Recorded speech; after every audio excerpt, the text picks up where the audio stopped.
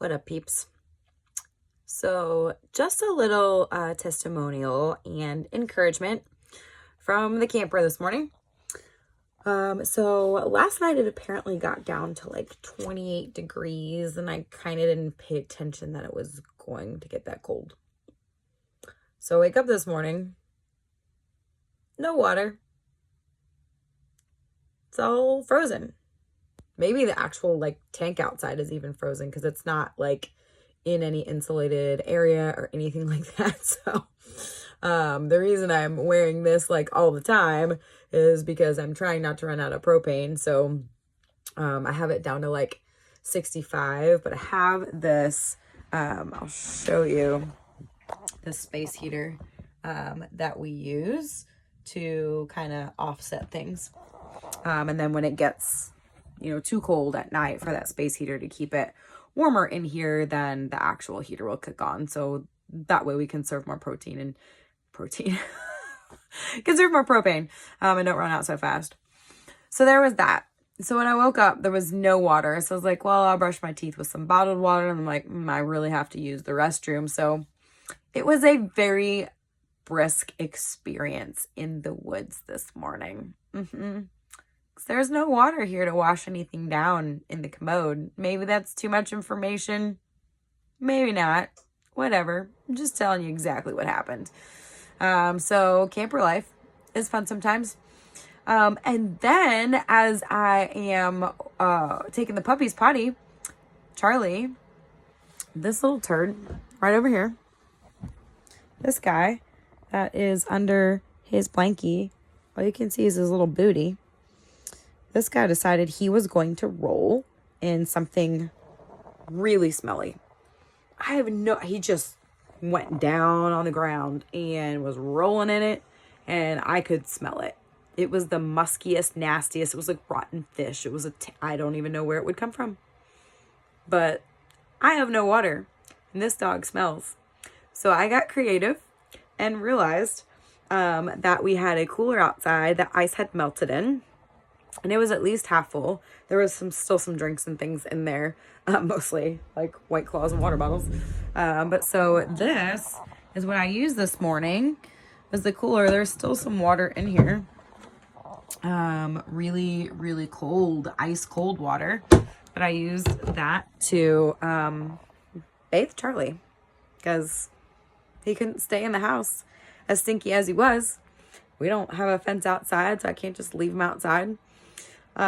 So yeah, got creative, used what water I knew I had available, to bathe him. And so Charlie got to have the Wim Hof experience. If you don't know what that is, you can look it up online, but he had his ice cold 2-minute shower for sure. It was actually probably more like 5 minutes. He was whining and shaking, and it was quite terrible. And I was like, I'm sorry, buddy. It's just necessary.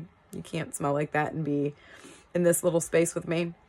And then as I'm taking care of all that, this big galoot right here, hello beans,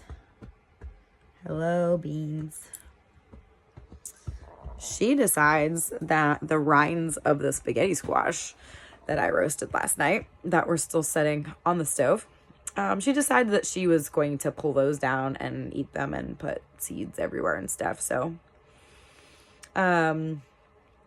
once all the calamity had stopped, I did get to have some rest and study, and I'm continuing that to enjoy Shabbat. So I woke up at like 7, and it is now 12:30, and it's now 40 degrees out. Still got no water. So I'm thinking the actual tank probably like froze up enough last night that it's just not flowing. So it's going to be a cold weekend, and I may be traveling to another family member's house to shower and all those things. So camper life, adversities, but some encouragement. The light at the end of the tunnel of all this is when we face adversities, it tests our character and it refines us, and it really tells us what we're made of. I could sit here and just be like cussing things out and be really mad and whatever this morning, but I'm like, you know what? This is Shabbat. The joy of the Lord is my strength. I'm going to have to troubleshoot some things. I am going to have to, make some efforts and things, whatever. Like, it's, about the heart of me trying to keep Shabbat the best I can, not about the letter of the law, because I do the letter when I can, because I want to please my Father. But this morning I had to bathe the dog. I had to, do some work, clean some stuff up. Dog made a mess. So, all that to say, like, I'm super excited that I've just been kind of rolling with it. Me years ago would not. I would have been like really mad and cussing all the things and had a terrible attitude, but like I got creative and realized I did have, even though a limited supply, some water to bathe the dog so he didn't have to be stinky. Yeah, I had to take all the drinks out of the cold water. I had to drag the cooler in here, and I had to keep him in the little space in the shower to get him clean, but I did it, and it was actually kind of funny as I was thinking in my head that I was having my dog do a Wim Hof exercise. But we can find joy and humor and refinement in every trial, big or small. These are small potatoes compared to a lot of things.